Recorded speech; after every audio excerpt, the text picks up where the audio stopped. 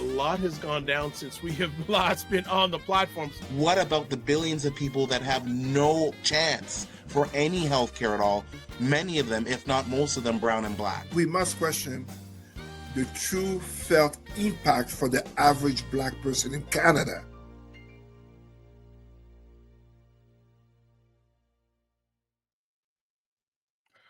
Keep on doing.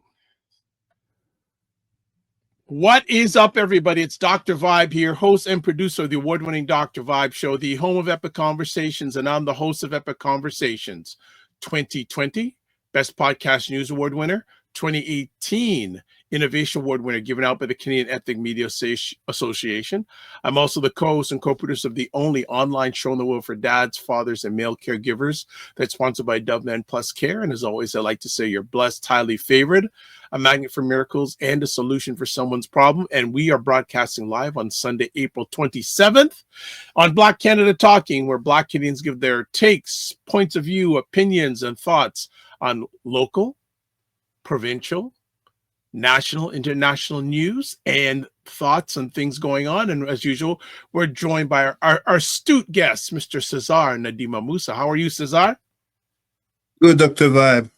Good, Sisters, good. brothers and allies, thanks always for having me. 100%, 100%. How have you been since we last saw each other? Still working. As you know, I was in New York City for the United Nations Permanent Forum for People of African Descent, and came back to a business trip and all that. But happy to be here, and I think we can truly say springtime is with us. 100%, 100%. We're going to get right in it today because we got a lot to chat about, and Cesar's time, as usual, is very thin. So before we're going to go right into our first conversation piece, because we have, you know what, I'm actually just going to type it up now as we are doing it, because I didn't get it. Cesar agreed that we were going to chat about it, and we are going to do it right now. All right. Shannon Sharpe situation. Thoughts, my brother? I'll keep it very brief because in respect to the fact that we likely will have more of a conversation on gender relations in the Black community as part of a Dr. Vibe in the morning session. But first thing I would say is how unfortunate that we see another brother having his reputation destroyed, we can say. Some people would say by a white woman. Of course, the woman in question is white. But at the same time, we cannot be hypocrite. A 19-year-old, how old is Shannon Sharpe? She's 19. Shannon Sharpe is past 50 years old, close to 60. She's younger than his youngest children. And before anyone thinks I'm just into judgment in terms of bringing down a black man, I heard about an audio recording with him making some threats. But at the same time, these two engage in the practice of race play, aka racist name calling, and probably practices inherited from slavery and colonization, kind of a racial, sexual fetishism. But we cannot forget that at the same time, there are also women, notably Black women, older women, who engage in such behaviors in terms of being with younger men. I can name notably Tracy Ellis Ross, and she did suffer any of the similar backlash. One would tell me, of course, that she didn't threaten to hurt any of the young men she's dealing with, or at least as far as we know. But we must not also forget his name, Brian Fox, a football player, Black football player, who had been unfairly jailed for quite a while due to the false rape claim of a Black woman. So this issue in question, and I will stop here, is not just regarding Black men victimized by snow bunnies and talking about how they don't want Black women, or just speaking about lust and fetishism of white women. No, it's about character. It's about the character in terms of the interest with some of these women, whether they be Black or white or else, but also the nature of the relations. I will never accept that a 60 or a man close to 60-year-old can justify being in relationship with a woman who still has teen in her age, and even if she was in her 20s, clearly there is a power relation involved in such relations, a relation that involves notably money, lust. It's not just companionship, technically two adults, but a 19-year-old adult does not compare to a 50-something-year-old rich and famous celebrity black man dealing with a young white kid. That's basically it. Before we go to break, you always bring up the three ills of the black environment. I didn't want to say But like, I'm not going to let you away with that. So we got to at least get a little bit of take on that. because we will talk about it in just a moment. But it's kind of like I'm like people are like, okay, he's gonna talk about the cancers. What's the cancer angle? But it's right there in front of us. It's right there in front of us. Again, we see entertainment. Look, and I say this with much respect to all our brothers and sisters who are in the entertainment community. The revolution will not happen without the entertainers. Motown was there in the 50s and 60s. Miriam Makeba, aka Mama Africa, was there standing against apartheid. The revolution will not happen without our entertainers, without our artists. But I'm talking about the toxic black artists who are deeply ingrained into racial complexes, into lust and fetishism, will basically bring shame to our race. Don't get me wrong. It would be better if it was a black woman in such situation or situationship, we should call it, with a 19-year-old white boy. But once again, we see this type of stories, this type of narratives. Remember Tiger Woods, what his wife looked like, and then what his 30, 40, 50 mistresses look like. Time and again, time and again. And of course, the notion of consumerism basically is buying young flesh. I'm putting the onus of the blame on him. We can absolutely address this white. I can't even call her a white woman. She's 19. This is a white girl who is still a teen. Whatever the reason, we can absolutely why would you 19-year-old want to be interested in a 50-something-year-old man? But he's rich and famous. How does Madonna get young black men? How does Cher get young black men? And of course, with religion, it is proven, anyone who's offended by it, it's proven. The psychology of religion proves that when people who have been enslaved and colonized by those of a different race, it creates an inferiority racial complex to them in terms of looking up to them. And as such, when it comes to religion, I often talk about Mary for Christianity and Aisha in Islam. The ideal woman becomes that white woman, that white European Christian woman, that white Arab Muslim woman, the ideal, that kind of how do you call that? Trophy pole that like, look at me, I've succeeded.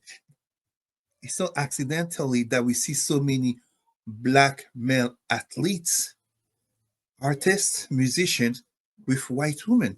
It does not mean that we can't have a serious love relationship. I don't oppose interracial relationships. There's plenty biracial / mixed people in my family and among my in-laws.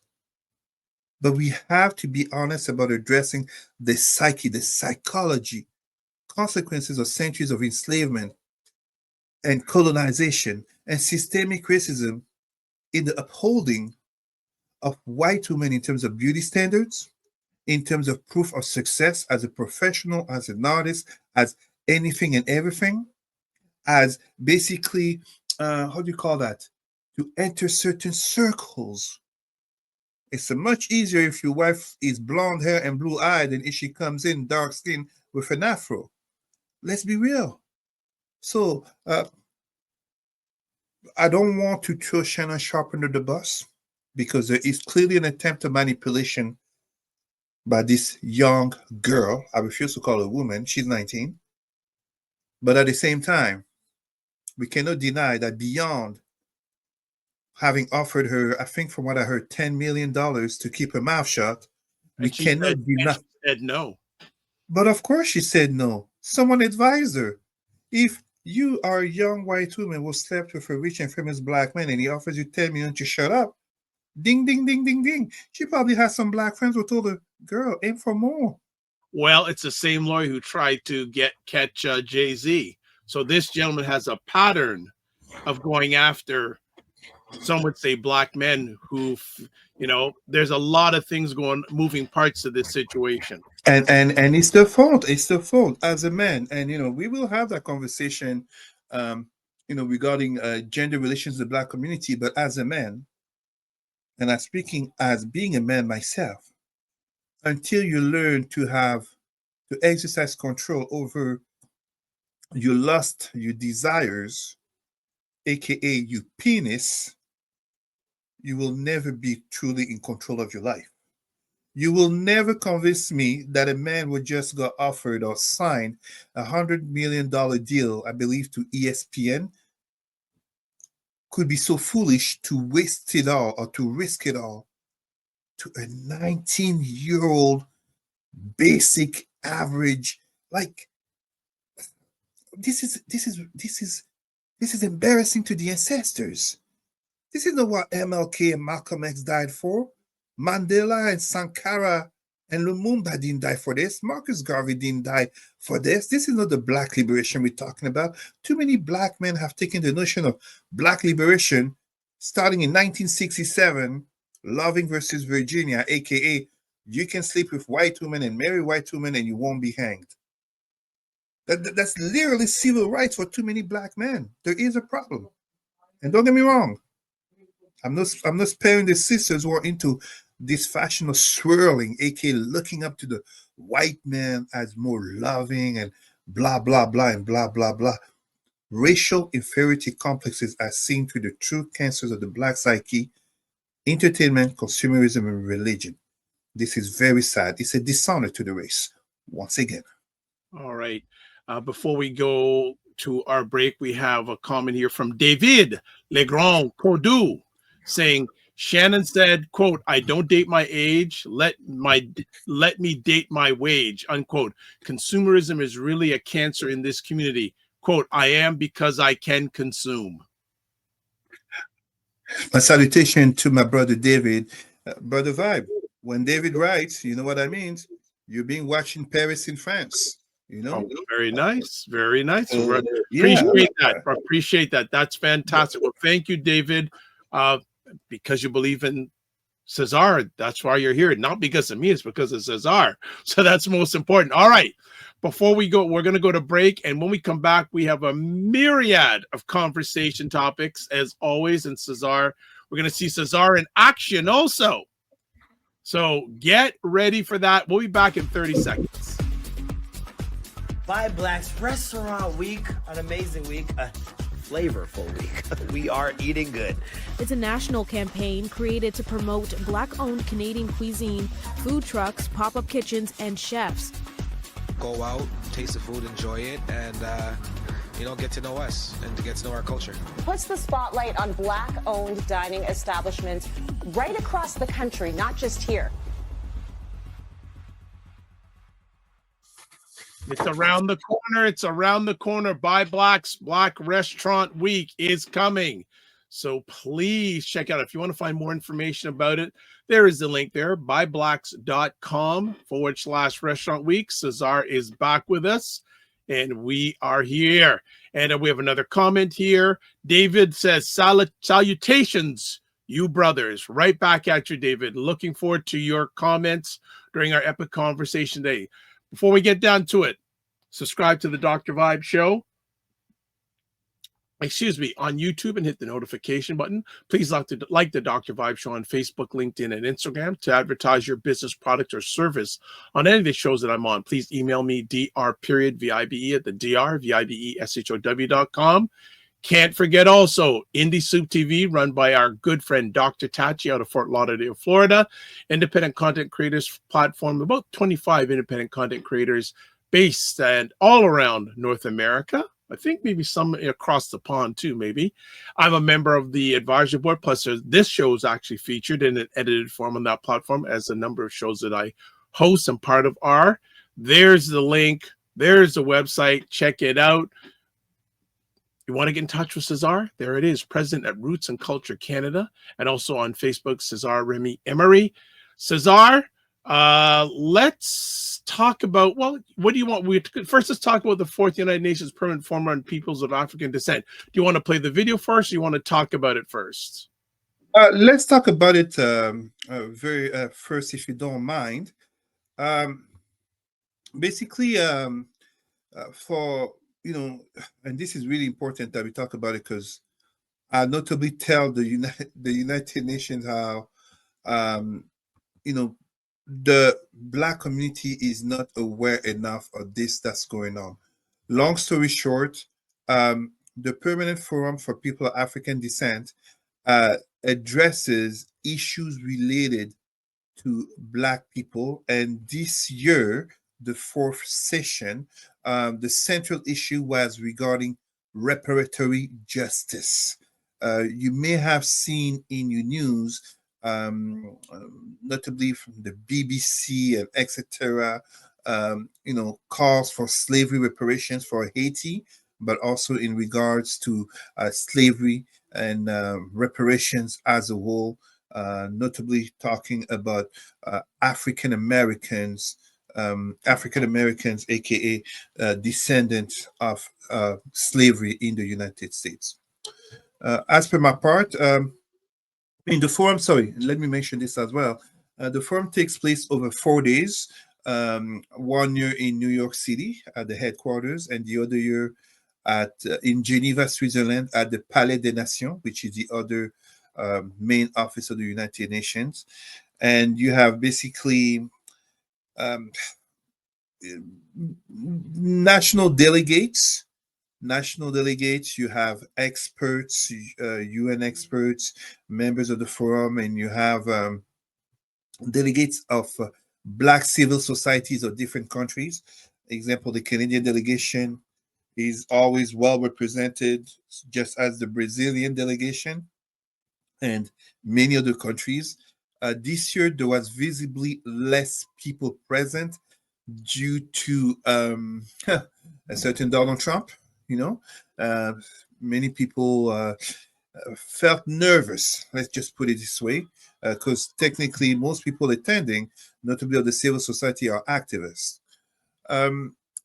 Nothing is perfect, but the forum is always in improvement in terms of the processes. And one of the things that have happened is that I've been tasked with submitting recommendations of improvement to the chair Kimani. This came notably as you would imagine, I was to speak on the fifth meeting, which was regarding systemic racism, of course, my topic of predilection, but I didn't get to speak. So when I was talking about some of the issues in terms of the processes, people got upset. I raised my hand as a good boy, as a good student, and they came to see me, and I had a conversation with the chair. He liked the recommendations, three quick recommendations that I gave him from my observations, as it is my third consecutive year representing Canada. And thus, he will invited me not only to submit recommendations, but gave me a promise to speak. And what happens in the video we're going to see, each meeting, so at the United Nations, each meeting lasts 3 hours, basically 10 a.m. to 1 p.m., and then 3 p.m. to 6 p.m.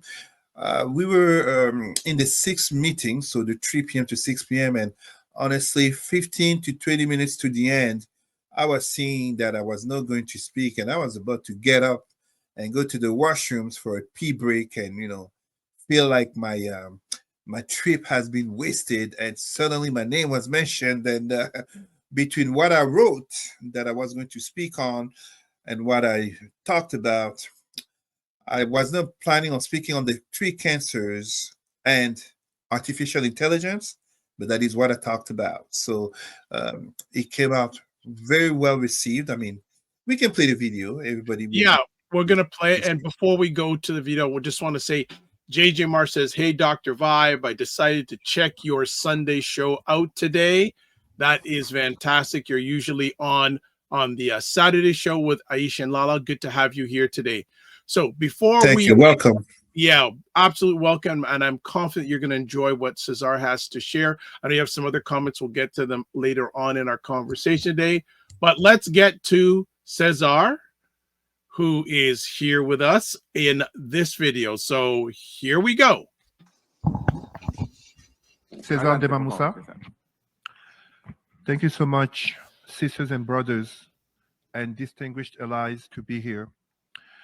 I'm taking a moment in addressing the fact that as we speak of the growing digital divide, but also of artificial intelligence, I don't want to add to all the great comments and all the propositions that have been made, but I'd like to offer notably some roads of solutions of improvement, notably for the forum.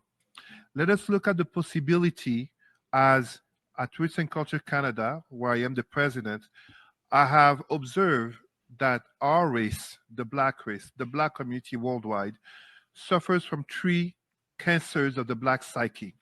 The first one being entertainment, in which far too often our Black people, women, men, and youth are depicted negatively, notably by our very own. So as we are here in the permanent forum, where are the Black entertainers of this world, such as Jay-Z, Burna Boy, Beyonce, but also Oprah? Can they not be sponsors of this event? And as we speak about AI, as we speak about technology, where are the means that they bring to the cause? Let us dare to confront them with that. The second cancer of the Black psyche that I address is consumerism, and how the Black community is not poor, but mismanaging the finances due to a legacy of slavery and colonization.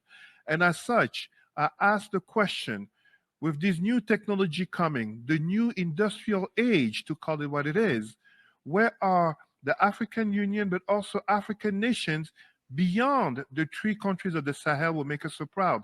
Where are they to really come together and to also assist Black communities in truly uplifting our own and notably uplifting our youth? Allow me to give the example of the artist known as Prince, who, when he died in 2016, it was discovered that he was actually funding coding for Black and Latino youth in the ghettos. This is an example that we can use. And last but not least, and I apologize for my sisters and brothers who may be offended, but it must be said, we need to address the cognitive dissonance of too many of us who praise Jesus and Allah as if they are ignorant to the fact of how those ideologies came at the cost of millions of our own and are still killing millions of our own. Let us use technology to uplift African spirituality, to educate our own, and to notably, as many others have said, bring back the value of not just the divine Black feminine, but also to support the mental health, the mental well-being, and the very notion of Black masculinity, which is killing, dying within too many of our boys and men in the community. As I finish, last but not least, allow me to remind you that as we are here on the indigenous land of Turtle Island, us, whether we are descendant of slavery or descendant of colonization, we must never forget where we come from, Sankofa. We must never forget that we are one, Ubuntu, and Kemet, the mat. We must never forget Kepri, the renewal of our soul. And as such, I give you, as a Sawa from Cameroon, Asiya. It will be fine. Let us stay together. Let us be family in love, respect, and always in togetherness. Thank you all. Muchas gracias. Very nice, sir. Very nice. Very, very nice.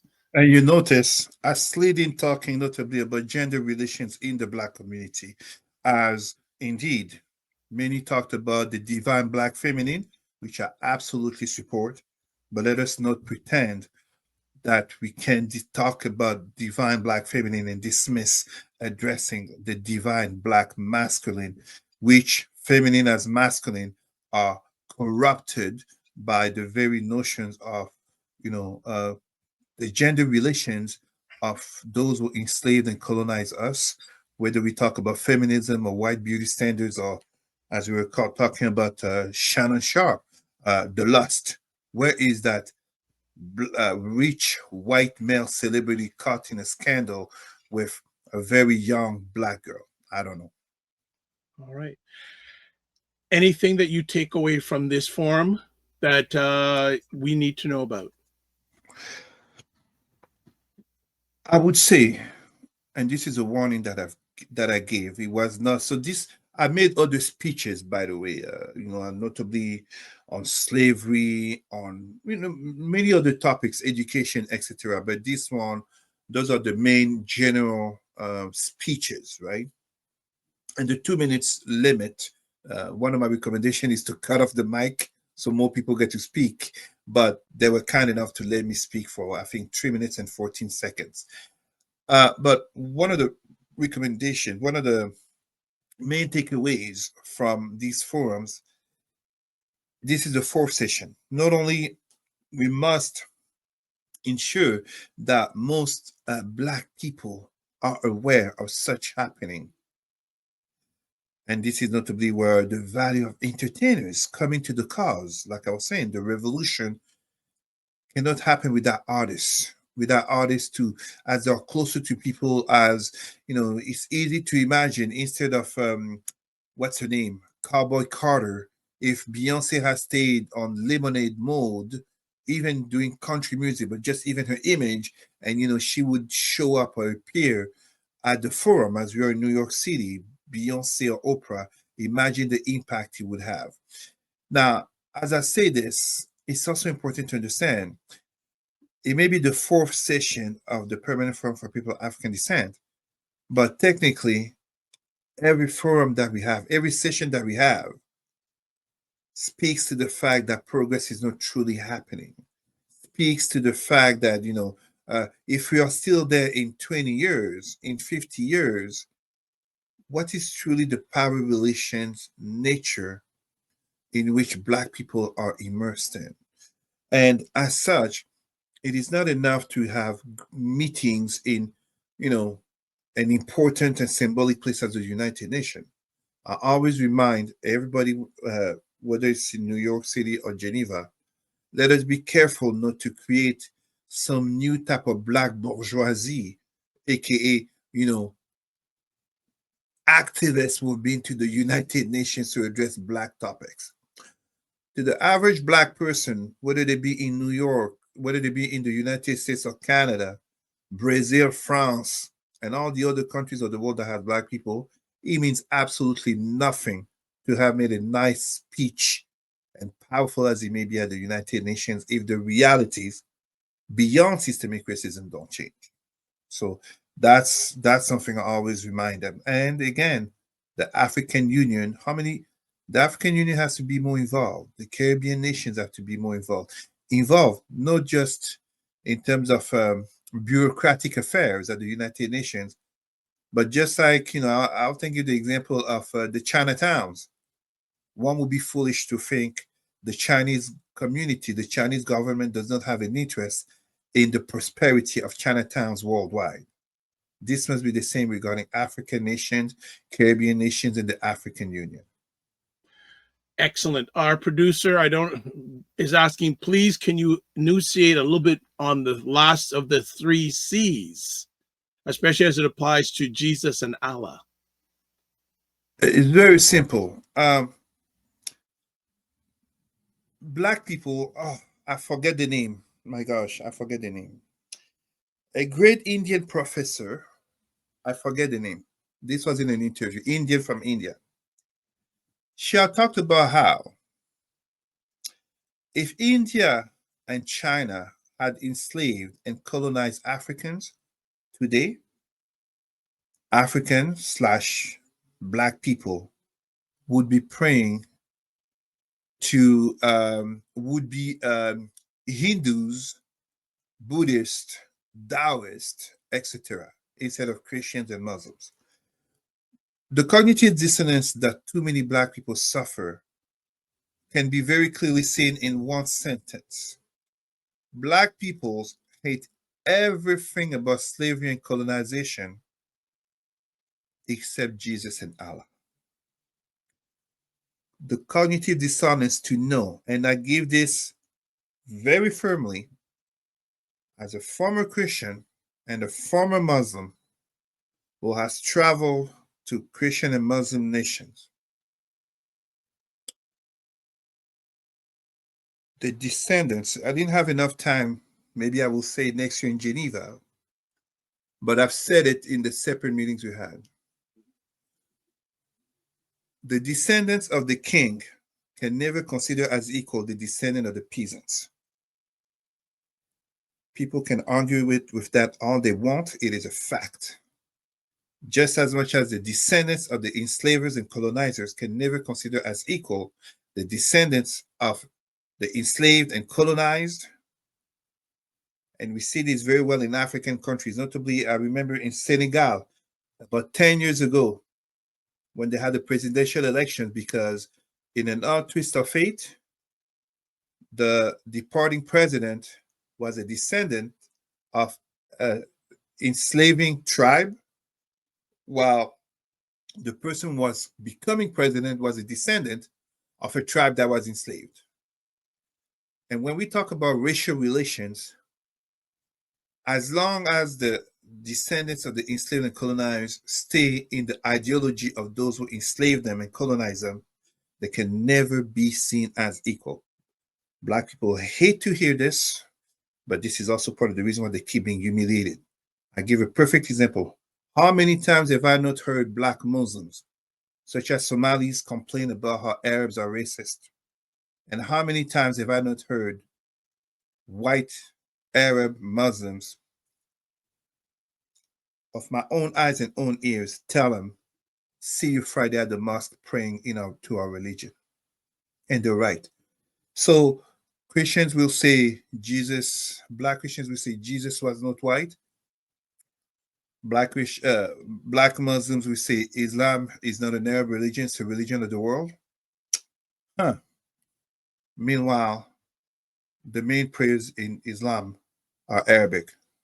They're known in some African language. There was a famous case of a Black imam in Western Africa who prayed the main prayers in his native tongue. He was arrested.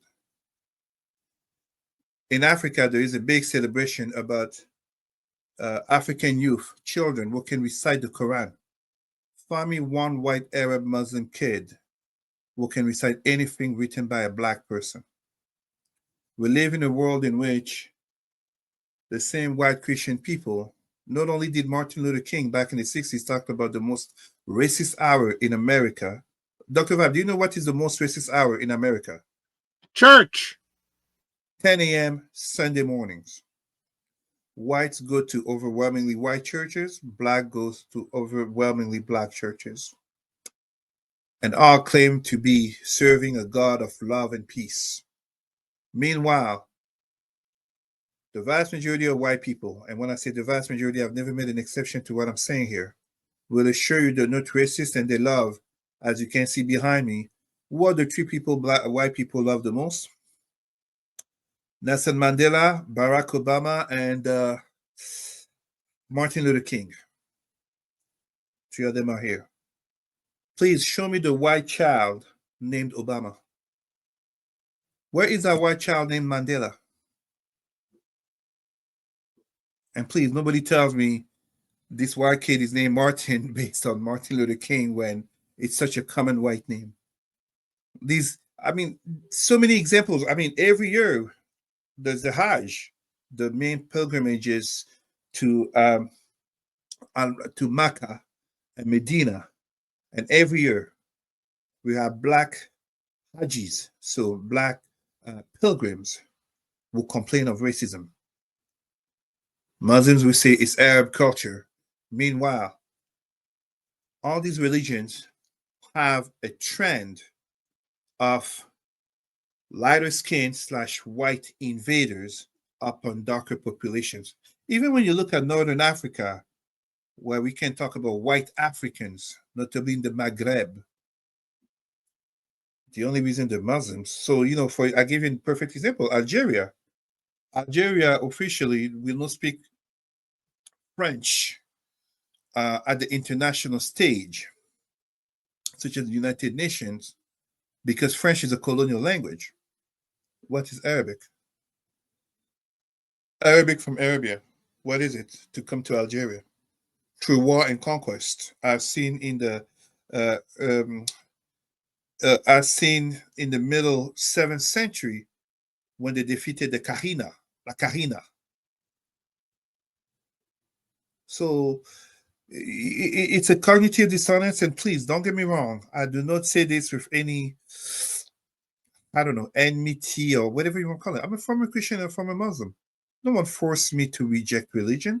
I rejected it in Egypt. I was not mistreated when I was in Egypt. I was very well treated. For those that get impressed by this, I had a white Arab servant. I was very well treated.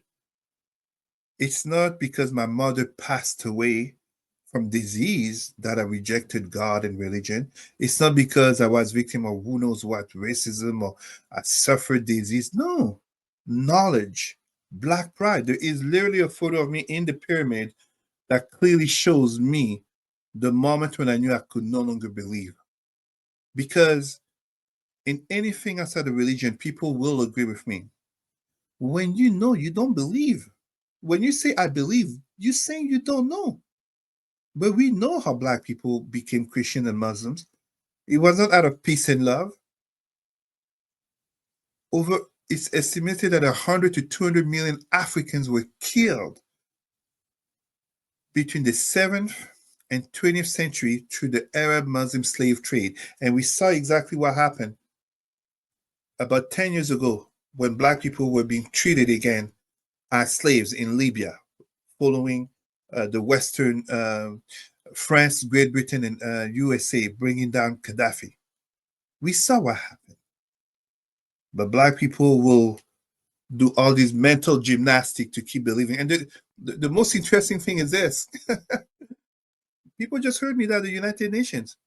I get treated with a lot of respect when I address this by non-Blacks. They don't look at me as, oh my God, this guy, what's wrong with him? No. I get treated with the utmost respect. I get treated with more respect than when I was a believer. I get treated with more respect than when I was Christian and then when I was Muslim. And I do have white Christians and white Muslims will support me. This is not, I'm just saying what I'm saying because I'm in Canada. Come on. Sake of time, but yes, so it's a conversation. And I mean, I presented on Black religious trauma, which is the term that I coined. I presented on it at the international stage on religious forums, etc., etc. So this is not, like being at the United Nations and opportunities to slide that in. My speech of last year in Geneva, I addressed the representatives of Saudi Arabia, congratulating them for the development of the country, but encouraging them to tackle anti-Black racism in Saudi Arabia, notably from the Quran to the treatment of Black pilgrims. So this is not, nobody comes thinking that, no. As they say in the streets, I'm real. I don't play. No. All right. That is fantastic. We went a little bit longer than I thought of, but hey, want to make sure. It's okay. We got time. Okay. All right. My wife came home and she took her daughter to the park. Okay. Good. I don't want the boss of the house is number one. I felt free to speak. Okay. That's fantastic. All right. Thank you so much for sharing and going deep dive on that. That is fantastic. All right. Tomorrow, if you're watching this on the 27th of April, 2025, we have a Canadian election happening. And as always, Cesar has been talking a lot about coming out to it. And if all things go right, you're going to see us tomorrow night. I got to speak to Cesar after we finish to see if we can make some times that we can pull apart the conversation pieces. Look at this. So J.J. Mars says colonizers forced Christianity in order to subdue their populations. Gross hypocrisy. All right. Just wanted to make sure. Now, leading up to this, in the back, we've had some good things said by a number of gentlemen. So let's get them up here before we get into the Canadian election. Jerry Freckleton says, hello, Cesar. Why do Black people not vote Conservative in Canada? Jerry also says, also, would the Liberals be the lesser of two evils? In your opinion? JJ Marr says, Jerry Freckleton, I live in the United States. Your comment was interesting. I'm sure Black Canadians vote their interest just like we do in America, conservative or liberal. And then Jerry says, back to JJ Mars, I was wondering, in Canada, is it in Black people's interest to vote liberal or conservative? In America, it is clear voting Democrat makes sense, but in Canada, it is unclear. And then JJ Mars goes to Jerry, actually, Black folks voting for the Dems in my country often does not benefit our community. History has demonstrated this. I'm not endorsing the GOP as well. Cesar, with all that lead up, and it's nice to see both of them coming back. Oh, that's great. Good conversation. What do you have to say about the election and the comments of both those gentlemen, Jerry and JG Mars, have shared? If you don't mind, let's make it easier. Let me address the comments of the brothers in the chat because it absolutely links in with what I was about to say. As I've said before on the show, I think it was maybe even 2 weeks ago when we did talk about the Canadian elections. Black people don't exactly vote so much for the Liberals in Canada or Parti Socialiste in France or the Democrats in the United States out of loyalty. It is in terms of a perception of interest. The keywords are really that, perception of interest. You cannot be surprised that people will have been able to come to a country thanks to immigration, just as for those who are born in that country, or whether we talk about in terms of slavery and colonization, those who have gained freedom and social justice reform, progressive policies through a party, will feel a perception of interest aligning with a loyalty to that party. It is absolutely as normal as, we were talking about interracial dating and many Black entertainers. Many Black entertainers, they don't marry white because they have a lust for whiteness, but the white girl was a girlfriend in high school, was stood by them, and was there through thick and thin. That's a woman they'll marry. That doesn't mean they're less Black and proud, but she was there for them in the time of need. They're being loyal to her. It's the same thing here when we talk about politics. Now, when we come to specifically elections coming next year, let me put it in a very simple way. We literally went from a few months ago, a conservative party that had 20 to 30 points lead, some say 25, over the Liberal Party, and yet, it didn't just melt because Justin Trudeau resigned, aka it seems more people had an issue with Justin Trudeau than they did with the Liberal Party. I often give the example, two things can be true at the same time. There were people who disliked Justin Trudeau, aka the guy, the leader who they felt was pushing woke ideologies regarding LGBTQ, etc. But the same people were not returning the CERB checks they were getting through COVID. So you see, we have to separate Justin Trudeau from the Liberal Party per se. Now, that said, the Conservatives have a problem because Mr. Pierre Poilievre, not only does he suffer from a credibility factor, having basically been elected since age 24, if I'm correct. By age 31, he was getting a pension as a politician. I am sorry. The man has never worked, truthfully. Like, it's a life of privilege. As of 24 years old, you are a politician sitting in parliament. It's a life of privilege. So for many people, there is a disconnect in terms of being able to take him seriously. At the same time, and notably regarding our brothers and sisters, Mr. Pierre Poilievre opposed the protest by indigenous peoples, just as he does not recognize systemic racism for Black people.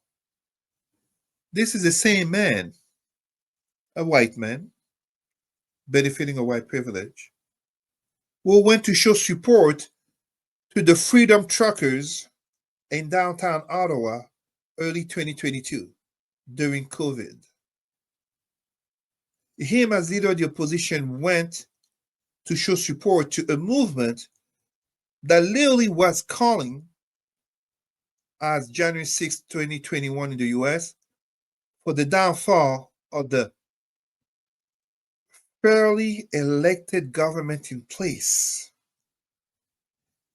Why would Black people want to vote for him? A man who does not recognize systemic racism for Black people, who opposes protests and thus truth and reconciliation for indigenous peoples. He said it, but he goes to show support to a white movement of angry white men as January 6th that intend to bring down the fairly elected government in place.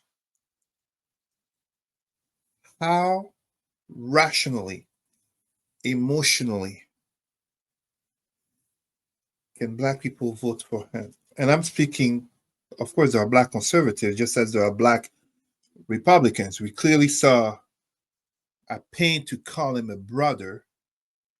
He's a brother by skin, but definitely not by ideology. Byron Donald, just as so many others, like Sir Michael Singleton. I'm sure it's not Singleton, his last name. I always get it mixed up. But the Black analyst for the Republican Party, these Black Republicans as Black conservatives are greatly disconnected from the Black community. They are on the fringe. They literally take humiliation after humiliation to try to justify keeping on voting for parties, especially for leaders who do not hide their lack of interest for the Black community. It doesn't mean that you cannot have, I give the Canadian example, a conservative leader who may be good for the Black community. I mean, Dr. Vibe, allow me to say this on your show for the first time publicly.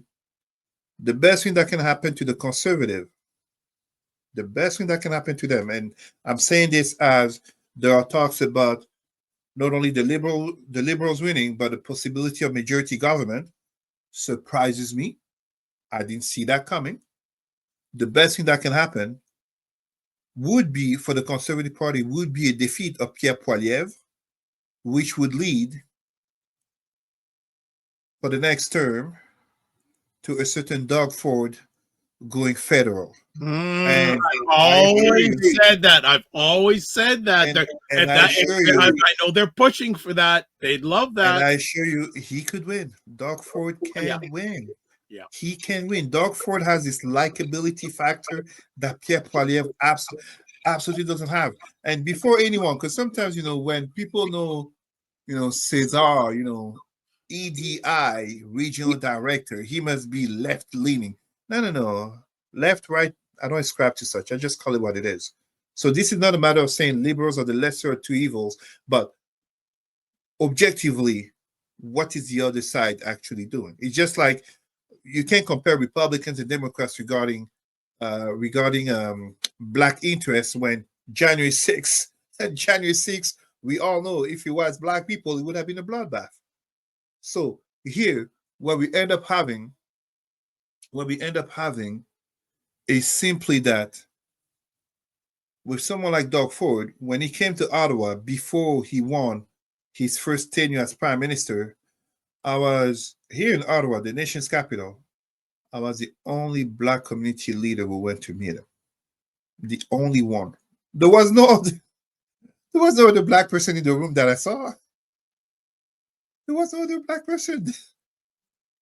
So no, Doug Ford has a strong likability factor There's many non-white people who vote for Doug Ford, and Well, in well, many ways, he hasn't been as bad as people were fearing he would be. There are issues, of course, there are issues. let's look at this too. Look at how he's been more. He's probably been the most aggressive politician in Captain Canada, against 47. yeah, Even more than Mark Carney. yeah, absolutely. Right. So if he wants to go for it, he will get the support.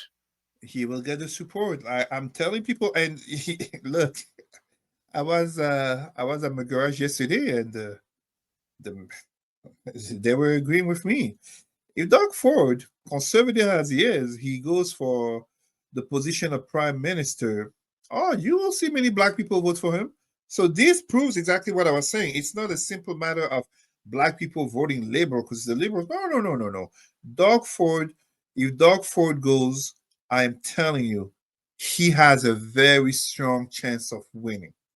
Right. We got some questions of you, Mr. Cesar, from the family. Please. Yes. So first of all, Jerry asked me, Freckleton says, Dr. Vibe, what is your opinion of Pierre Poilievre? Has he engaged sufficiently with our Black Canadian communities enough? I'm going to answer the second question first. Hardly any of the politicians have. Right? Hardly any of them. Keep that comment back up, please, producer. I don't know why you jumped onto the other one. We still got to do this one. Thank you. Then, what's my opinion of Pierre Poilievre? I think that I feel a little bit sorry for him because he tied on so much to 47. It's now sunk him a little bit. The incredible turnaround in the polls. I think that, and I think if the Conservatives lose this election, they have a lot of thinking to do. Because when Trudeau resigned, they were still in their fly high. And then when 47 started to go with this tariff thing, they weren't ready for it. They took too long to respond for it. They had a member of their supposed party, Doug Ford, a conservative in Ontario, be more upfront about it than they were. And that was a big, big missed opportunity. There you go. Right? Now, let's be fair. The federal Conservatives are not in power. They haven't been in power since Stephen Harper in 2015. Yeah. Ontario, Doug Ford's Conservatives are in power. And, I mean, some people will say Alberta. We know in Canada, truly, Ontario is the #1 province in terms of economic strength. And as such, #1 partner in regards to the United States. So, but this is Doug Ford being Doug Ford, coming forthright, coming really endorsing. He's won 3 elections in a row. That's something too. 3 elections in a row with a majority government. Bang. That is impressive. Yeah, that is absolutely impressive. But further than that, when we talk about Pierre Poilievre, to honor Brother Freckleton questions here, the campaign manager of Pierre Poilievre, isn't there a certain, I forget her name, Leslie Lewis? Is that his manager? No, but she is a black woman. Yes. Who competed for the position, and she finished maybe 3rd. Yes. How come she was not utilized notably to carry to black votes? But of course, it's a bit hard to do if you don't recognize systemic racism. Because when you come to the black community, it's basically, what are you going to do about police brutality? Oh, we support the blue. What are you going to do regarding racism in the workplaces? Oh, merit and work harder. Pull yourself by the bootstraps. This type of white narratives are basically the black community will look at you like, why did they send you? They could have just sent any white person. It would have been the very same thing. There you go. So no, they haven't done enough. Yeah, I think I respect him as a politician, but I think his think tank, if they lose the election, they're going to have to do a lot of deep thinking. You know what? If they lose this election, they're going to be in the same situation as the Democratic Party is in the United States. They got a lot of thinking to do on how and obviously it's a little bit of different circumstances, but again, I saw this election is very similar to the U.S. election, right? It's worse. This election is worse. Yeah, you had the U.S. president resign, someone new come in and take over, but they lost that election. Here, you had Trudeau resign, Liberals behind, they look like they may at least get a minority government out of this election. So Yeah. both parties are going to have to do a lot of thinking, saying what's going on, because Kamala Harris was ahead, they lost. Pierre Perlov was ahead, lost. But this is worse. Poilievre was ahead by 25, 30 points. Yeah, that's catastrophic. They can't just excuse this on Trump or even Trudeau's resignation. Let's be honest here. There has been growing talk about even Poilievre losing his own seat. Right. Yes, I heard about that. But you know what, folks? I'm speaking that Cesar and I will be on live on the 28th in the evening. We're going to chat about it offline. So make sure you follow tomorrow. Yeah. As of what time, Dr. Vibe? Do we know already the time? What's good? Well, what, 8 or 9 o'clock? What do you think is better? The polls close 9 o'clock in the east, which is the heaviest part of population. Oh, okay, good. I have to put my daughter to bed. Okay, well, we'll probably look at, so follow me wherever you follow me on platforms, especially on YouTube. I'll post something either late tonight or early tomorrow or during the day tomorrow. Cesar and I will be on, and we'll invite some other people on who want to come in and give their takes on the election. Next question. There's a lot of questions for you today. So, okay. I'm glad the Queen went. Jerry says, so Cesar, do you find Black conservative compromised and not, quote, authentically, unquote, Black? Oh, this is an excellent question, my brother. Oh, my brother got me going. Like, these are... Forgive me, but I have this expression. I have a friend of mine, a PhD, Michelle Dostaler. I have this expression. She would tell you about it. I call it an intellectual orgasm. If you ask the right question at the right time, this is exactly what it is. So let me answer our brother Freckleton here. It's not about authentically Black. Who am I to claim someone is not authentically Black in a world of white supremacy in which, whether you are Martin Luther King or you are Uncle Ruckus, I think everybody can have an idea of Uncle Ruckus, the racist white cop will still kill you. So the Blackness that I'm speaking of, and I give a perfect example, if you don't mind. I think his name, Brother Freckleton and Mars, as they are in the United States, may know this.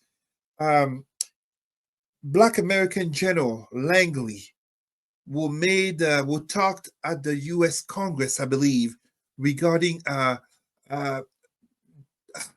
the Mali General Ibrahim Traore and gold, talking about America having to do an intervention. You're speaking about Michael Langley? I think the general, yes, the Black, yes, the African general. It's the United States Marine Corps General, Michael Langley. There you go. So many Black people are offended by his comments regarding, this African general, the spiritual descendant of Thomas Sankara, was making us so proud. But the Blackness that I speak of is not one of skin. When we talk about Blackness in terms of the world, that's what the world sees. The world doesn't care that you are a Black intellectual or that you are a Black rapper or Black criminal. You will first be seen and judged by your Black skin. I am speaking of the Blackness of the mind. In that sense, Brother Freckleton, I will agree with you. Black conservatives, not because of conservative, I say all the time, the Black community in vast majority, 80+%, vote liberal, Democrat, vote to the left. But the reality of Black communities is that they are conservatives. I can talk all I want about Black people leave Christianity, leave Islam. The reality is that the majority of my brothers and sisters, whether they be Christians or Muslims, etc., in the homes, in the communities, are more conservative. A perfect example, LGBTQ organizers are not going to do the parade, the pride parade, going to a Black neighborhood. That would not be the smartest thing to do. Let's be honest here. But in regards to Black conservatives, whatever the country we're talking about, there is a cognitive dissonance, but also a calculation of interest to side with those who are openly or covert racist. And I will give a perfect example. What's his name? The black intellectual, Thomas Sowell. Thomas Sowell, Sowell, is a perfect example of that. Some people will call him a coon. Some people will call him whatever term. But we have a problem when we have the Thomas Sowell, the Candace Owens, now Kanye, aka Kanye West. We have these black people, and I gave the example, Byron Donalds. And Dr. Vibe, remember last year, I'm forgetting his name, South Carolina. The The guy black man was you're talking, I know you were talking. I'll get his name in a moment. exactly. He was running for. They literally go through hoops and loops, mental gymnastics to forgive, not address, to reframe, rephrase. Not Tim Scott, and we know Tim Scott, but he's a perfect example too. I know who you're talking about. Robinson, something Robinson. Okay. Yeah. Mark Robinson, I think that was his name, Mark Robinson.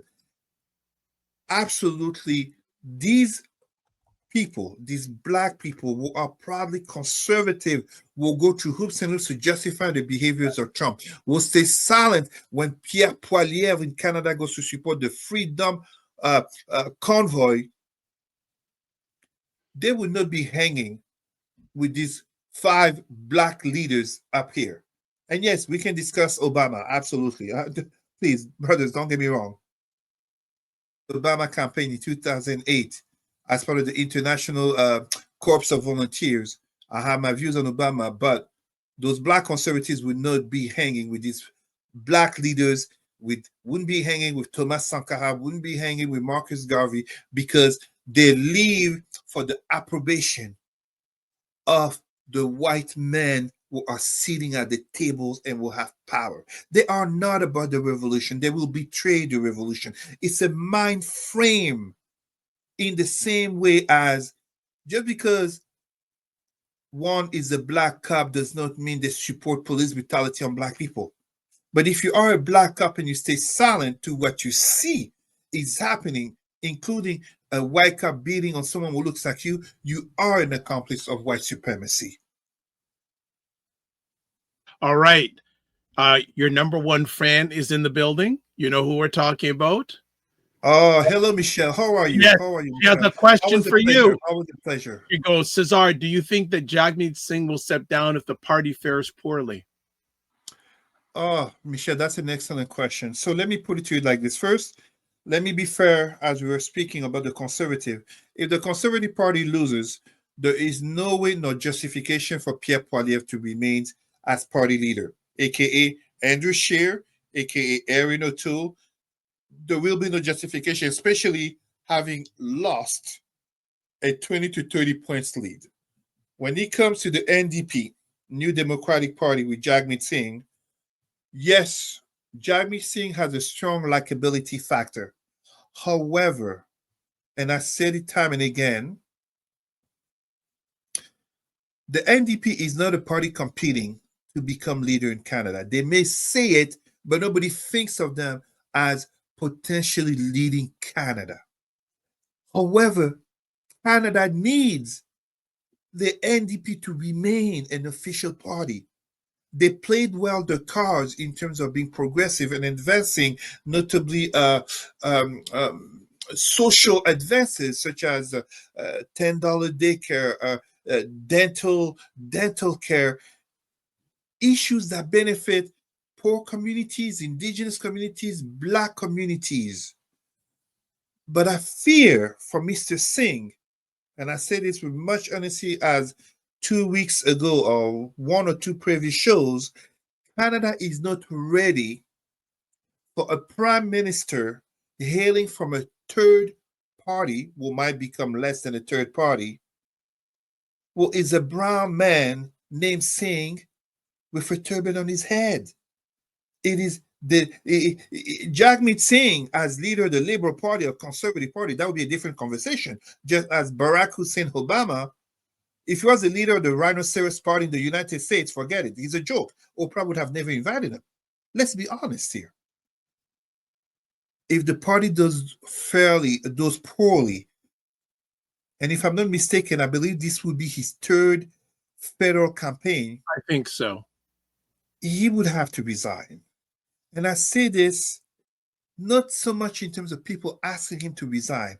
I think he should have himself the humility and acceptance of the reality that the last premiership of Justin Trudeau is the best and closest I think the NDP has ever gotten. They were basically on the scale of power. They were the tipping point to giving the Liberal the majority for the bills that needed to pass. I don't think more can be done. He has done his part. He is not a Jack Layton. Jack Layton had the charisma, the likability, the image that could have brought the NDP to become the official opposition. Yes, some people may say they have been at some point. No. I'm talking about a strong opposition and potentially to form government. It will not happen with Jagmeet Singh. So interestingly, Pierre Poilievre apparently is at risk of losing his seat, and so is Jagmeet Singh. And I've had conversations with representative of the NDP, and I tell them Canada needs a strong NDP as a third party to play on the tipping scale of power. It's beyond Jagmeet Singh. It's about Canada. Which is something America doesn't have. Which America doesn't have. Right. But there are talks in the U.S. for, not only are there talks in the U.S. for Trump to go for a third mandate, there's also talk about MAGA becoming a third party in the United States. Okay, let's put that aside. Now, next comment, J.J. Mars says there's a big difference between black conservatives and white conservatives, in my opinion. But it's not false at all. It's not false because, no, sorry. I have to disagree in terms of big difference. Look, we are here talking about political ideologies of Western Christian backgrounds. You're going to be a black conservative saying what? Exit Christianity? What kind of black conservative will say that? You're not a conservative. You're going to be a black conservative saying supporting Planned Parenthood? What kind of conservative will say that? The black conservative, and please don't get me mistaken here. Overwhelmingly, whether we talk about black conservative, black liberals, in terms of the ideologies, it is in reference to white mainstream ideologies. A black feminist can call herself black feminist all she wants. She is ascribing to a white ideology of feminism. She's putting a black lens to it, and as such, if we go further down the road, that's where we can talk about intersectional feminism. But ultimately, and this is one of the critiques I make regarding a black intelligentsia, where are our own paradigms, our own ideologies for people to refer themselves to? I'm a Pan-Africanist. I am a Pan-Africanist. It is born, created from black people, for black people. Someone show me a white Pan-Africanist. All right. Oh, it does exist. It does exist. But how many people can show one? Meanwhile, we can name plenty black conservatives, black liberals, black feminists, black in white. And when I say white, I'm speaking white on a global scale. White European, white Arab, white Jewish, white Aryan, etc. Black people who are in white ideologies. And then we wonder why we are not taken seriously. Now we've got a little bit of situation here. There's a number of questions here that I would love to be answered tomorrow night's show. But you know what? I'm going to respect. But no, we won't take any more questions about the Canadian election. We'll answer the ones that are here. Plus, Cesar may be working on a little bit of a timeline. So, and we have the last topic. I'd like to address it, even if it's just for 5-10 minutes. Okay. So Jerry and Michelle, I see you have questions here. can I ask a favor? You can put in the comments section. I haven't said the question. Please take that down, producer. Please, thank you. That I prefer to ask them tomorrow, answer them tomorrow night. Can you write in the comment section if you want us to answer Cesar to answer them now? Great, but I think also they would be good for tomorrow night because so I'd like in the comment section, are you comfortable if I take these questions down and tomorrow evening they get answered? It's up to you. You're the audience. You have all the questions. Both of you have great questions, and I lose in time because they could get into a whole much longer than maybe Cesar has available. I just want to see what happens in the comments. So I'm looking for both of you. If I don't hear anything from you, I'll push forward to our last conversation topic. But as I said, I will answer them whether you're here or not tomorrow night during our election recap or post law. Okay, I haven't heard anything, but there was a comment here by JG Mars saying, in America, I view the NOI, which is a Nation of Islam, as a true Black conservatives regarding social, economic, and political issues. Okay, so Michelle says tomorrow is fine. Thank you. Great. Jerry, what do you say? So Michelle, I'll make sure I'll copy your question. We can get it answered tomorrow night because I think that's a tomorrow night answer. And Jerry, I'm not hearing anything from you, so I'm going to respectfully move on to our last conversation topic because I don't know how long Cesar has. All right, this Tuesday, it's the first 100 days of 47 in office. Cesar, before you comment on it, I have a little video to show everybody in regards to how 47 is doing in the polls in the first 100 days. So it's only a few minutes of video. So let's play it now. Tuesday will mark President Trump's 100th day in office. We have a brand new CNN poll showing Americans are turning on him after propelling him back into office just 6 months ago. According to this brand new poll, Trump's approval rating now standing at just 41%. To give you some context, that is the lowest for any president at this point in his term in the history of modern polling, going all the way back to Eisenhower. This beats the record Trump himself set at the 100-day mark of his first term back in 2017. Trump's approval sliding down 7 points from just late February. There's very little good news in this poll, and for the president, and CNN's chief data analyst, Harry Inton, is joining us here in Washington to break down the numbers. Harry, very good morning to you. Good morning to you. You're here, brand new polling. Where are we 100 days, almost 100 days into President Trump's second term as compared to his first? I mean, these numbers are just horrible. There's no way to sugarcoat it. And the first way we'll sort of point that out is we'll look at where Donald Trump is now versus where he was 100 days into his first presidency. And you see it here. You don't have to be a mathematical genius. 41% approval of him now. It was 44% back in 2017 around the 100-day mark. And what's so notable here is that throughout his second term as president, he tended to be running ahead of where he was in his first term. No longer is that the case. He has fallen below where he was at this point in his first term. Of course, this is just Trump. Let's compare him to other presidents. And I really think this kind of puts a bow on it. And you can see it here. You see the 41%. That is 12 points below Joe Biden. That's 3 points below where he was in his first term. Look at where Obama was, 63%. He's 22 points below that. And George W. Bush at this point in 2001, he is, I mean, again, 21 points below. And as you pointed out in your opening, Jessica Dean, I look back at all of the polling you possibly could long before I was born. And Trump's 41% at 100 days is the worst on record. He has broken his own record for being the worst. The American people do not like what they are seeing at this point from Donald John Trump. It's just also amazing to see the 60s, not that long ways away. Yeah, now Trump ran obviously on immigration and the economy. What kind of marks are people giving him on those two issues? Yeah, okay, so let's take a look at the issues, right? Because it's not just about overall, it's about the issues. There's only one data point where Trump is above 45%. It comes to his handling of gender identity policy. He's at 51%. Every other issue, immigration, where he has long been above water. Look at this, below water, 45%. How about the economy?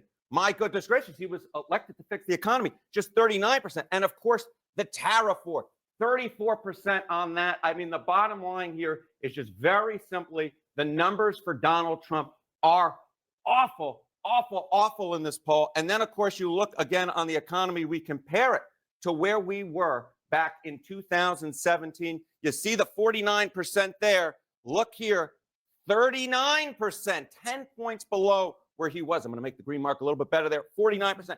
And again, I went back and looked at all the presidents I possibly could since 1977. And Donald Trump on the economy here, it's not just the lowest for this term, it's the lowest for any president on record 100 days into a presidency. Just no bueno, Jessica. That is really remarkable. Okay, so how confident are people that he's going to use the office of the presidency responsibly? Yeah, okay, so we're talking about the issues. Let's just talk a little bit here about just the overall way that Donald Trump is going about his business, right?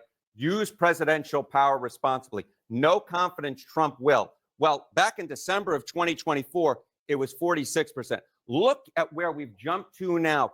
54% of Americans have no confidence that Trump will use the power of the presidency responsible. And so this just tells you on every single different data point you could possibly look at, whether it be Trump's overall approval, whether it be the issues for Donald Trump, or how he conducts himself in office, all of these numbers are pretty much terrible for Donald Trump at this point. And so you just see it here. 54% who say that no confidence he's going to use presidential power responsibly. It's just no good, Jessica.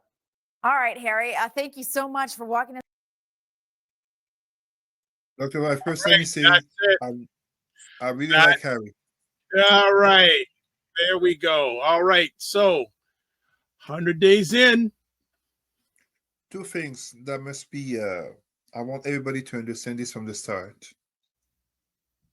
How can you be surprised that a man a billionaire, privileged, entitled man who dodged the draft, notably who has accountability of anything and everything, including I think it's called statutory sex assault or something like that, to January 6th rioting. His companies have declared bankruptcy 6 times. How can you be surprised at his handling of the economy as he was obsessed with the notion of tariffs in an age in which all the experts have warned and clearly said everybody loses in a tariff war. The second thing I want to mention, we are April 27. April 29 will be 100 days. So I really think the damage to Trump will really be felt May, June, at the end of June. Dr. Vibe, what happens at the end of June? As we're talking about recession, views on the president handling of the economy, social issues, etc. What happens at the end of June? I don't know where you're going here. School is over. That's right. Summertime. The kids are home. The kids cost more. You got to entertain them. You know, it's just an interruption here. Earlier on this week, the CEOs of America's three of America's biggest retailers, Walmart, Target, and Home Depot, went in to the White House and basically told 47, if you don't turn this around, shelves are going to be empty in a few months. Shelves are going to be empty. People are going to lose work. What happens this summer? The summer is hot. The heat impacts the brain. You know what? You have said in previous conversations, the summer's going to be hot. It's going to be a hot summer. It's going to be a hot summer. People laid off. The alcohol, the anger, the gun. In Quebec, they have this expression, jamais deux sans trois. Never two without three. I am not wishing an assassination. My gosh, this is not my language. I oppose political violence.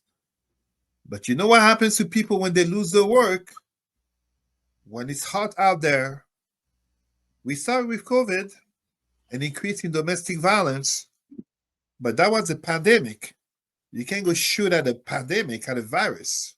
This is self-made crisis by the ego of one man, and those around him are being too cowardly to stand up to him.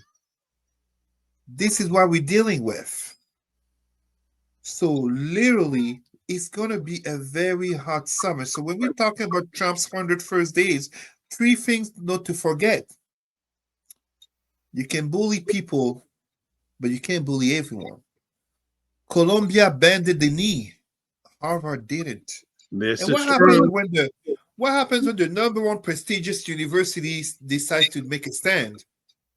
That university or college that nobody knows about suddenly feels like, hold on a minute. This guy is there for 4 years, but Harvard has been there for how many years? Harvard will be there after Trump. Suddenly, courage becomes contagious. People start to see that, hey, you know what? All right. Even the Supreme Court is starting to stand against him, including the very judges that he put there, including even our favorite brother in justice, aka Clarence Thomas, voting against Trump, which is sending a message. And I'm saying this notably as a judge was arrested, Duggan. Yes. There you go. So you see what I mean? It's growing. Courage is contagious. And third, but not least, and this might be the worst aspect of this, and it comes back to, as we were talking about, summer is coming. China didn't buckle. China didn't buckle. And the thing that's dangerous with China, if I recall my numbers, owns 3/4 of US debt, aka the second country after Japan, holding US debt. But at the same time, China, you see, as here we are in Canada talking about we need to have less dependency upon the United States in regards to our economy. China is literally, if not the number one, the number 2 country in terms of trade with the vast majority of countries of the world. AKA China is a factor of the world. AKA you look at the European Union. And they're signing a lot of deals with countries now since they don't want to deal with the US. Of course.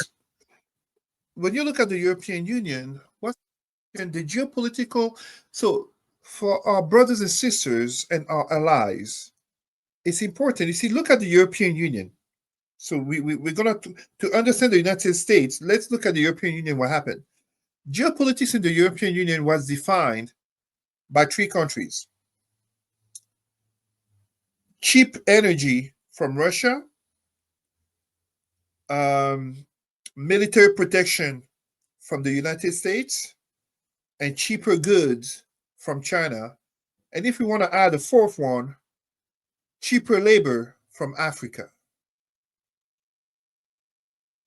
Your strategic position here in a changing world in which Russia is now seen as an enemy, the United States is now seen as an enemy, as regarding the position of Ukraine, but J.D. Vance comments regarding Europe, Donald Trump, etc.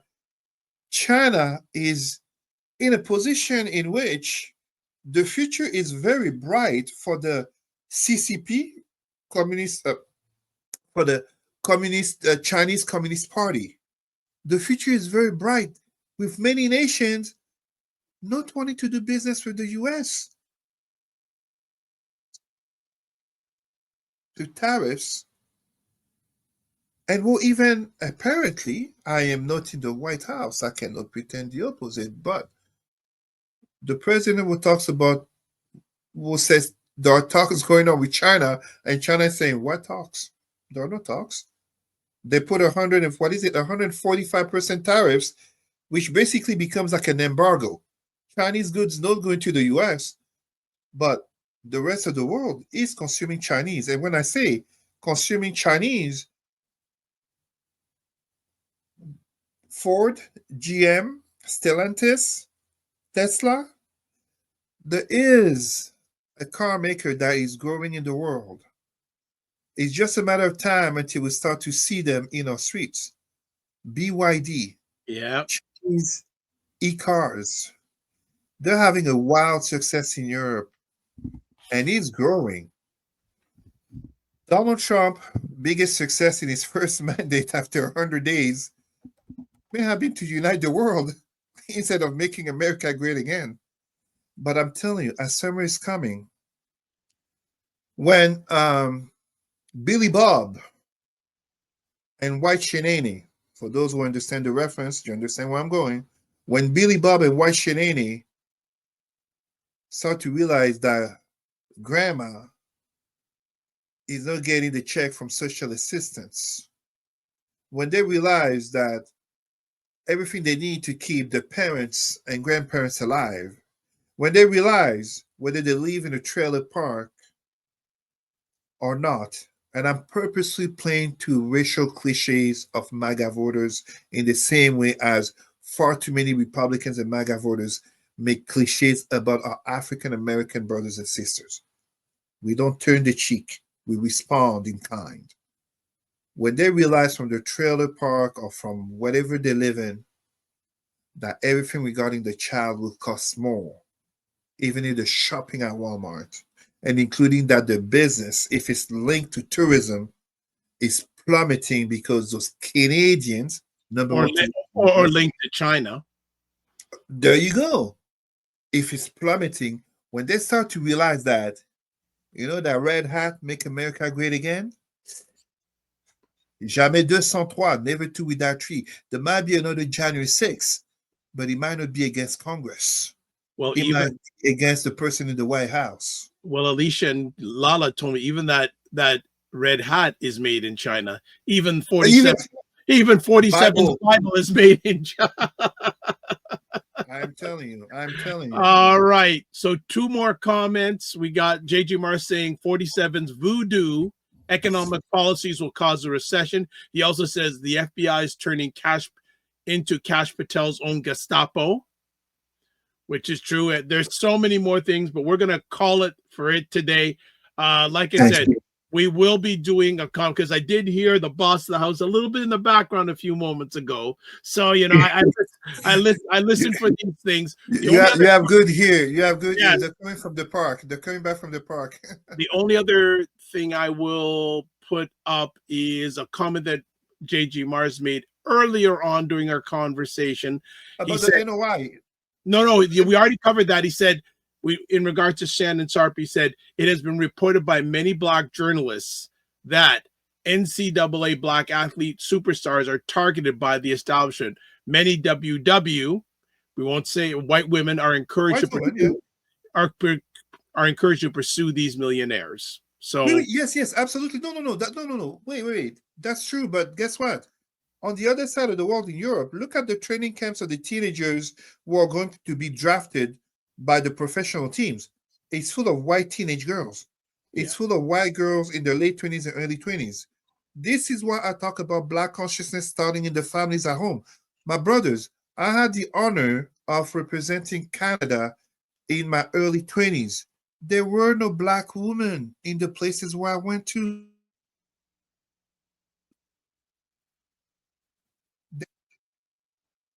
I was that athlete who saw my brothers like, listen, when we went to Eastern Europe in the early 2000s, where was there going to be a Black girl? When did we ever get introduced to a Black girl? So yes, there is a calculation, but this is the value of Black consciousness. When I was competing in academia in 2000, in the mid 2000, for a couple of years, international academic competitions representing Canada, there were women. It's me who enlisted, was it 2008? 2008. In the years that I competed, the only time there was a Black woman, it's me who enlisted her, a female friend of our CEO at Wisdom Culture Canada, Ketia Peters. There are no Black women, no Black girls, but it's also because far too often Black girls and women don't show an interest. And my brother, Dr. Umar Johnson, also called out Black women on this. They're waiting for the finished product. Meanwhile, these white teenage girls and women are being placed strategically, calculatingly for these type of black men. So you don't have the black consciousness. It's lust, it's fetishism. And don't get me wrong, I do not create relationships of any colors based on respect, love, and building together. But here, what we're talking about is far too often, not always, but far too often, there are strategic, purposeful interests, which is also linked to the fact of too many black athletes and entertainers lack black consciousness to be able to see the danger. There is nothing you can tell me that a black man rich and famous, close to 60, cannot see the danger in getting sexually involved with a 90-year-old younger than his youngest children. And to offer $10 million for her to shut up, that is borderline a proof of guilt. We'll end it on that. As always, please subscribe to the Dr. Vibe Show on YouTube and hit the notification button. Please like the Dr. Vibe Show on Facebook, LinkedIn, and Instagram. To advertise your business, product, or service on any of our platforms that I'm on, email me, dr.vibe at the drvibeshow.com. If you want to get in touch with Cesar, president at Roots and Culture Canada, and also Cesar Remy Emery on Facebook, and I think you want to get hold of me, the drvibeshow.com, YouTube, Facebook, and LinkedIn, the Dr. Vibe Show, Instagram at the Dr. Vibe Show, X/Twitter at drvibeshow, email dr.vibe at the drvibeshow.com. You can also catch me on Substack at drvibe.substack.com/subscribe, and on Blue Sky at drvibe.bsky.social. And replays can be of this epic conversation can be seen on the Dr. Vibe Show YouTube, Facebook, and LinkedIn, and the Dr. Vibe Show website. As always, we like to say, live your life as a dream. If you can dream it, you can make it. Sometimes you have to get small to get stronger. Block assumptions and aim bigger, aim better, aim higher, aim wider. Love, faith, and respect. And always don't just manage your time, manage your energy. Remember to give yourself grace. And if you're not making money, make history. Try to do both. And as always, make it better. And I say, if you're available tomorrow night, April 28th, 9 p.m. Eastern Time, myself and Cesar, maybe some others, will chime in on the results of the Canadian election. God bless. Peace, y'all. Keep the faith and walk good. Just take a quick moment. Yeah. You just introduce yourself. Let Dr. Vibe welcome you into the show. As I told you, Dr. Vibe. No. I welcome. I'm really good to have you here. I didn't want to. You were on a roll. I didn't want to interrupt. You were on a roll, but in an award created by whites, dominated by whites, run by whites, and you're a billionaire, bro. FYI, I don't. It's probably the first time of the year that I use the word bro. Yes, it is. That's the first time, as long as I've known you, you used it. My daughter would laugh. But for many people, the economy ain't great. There we go. I saw that.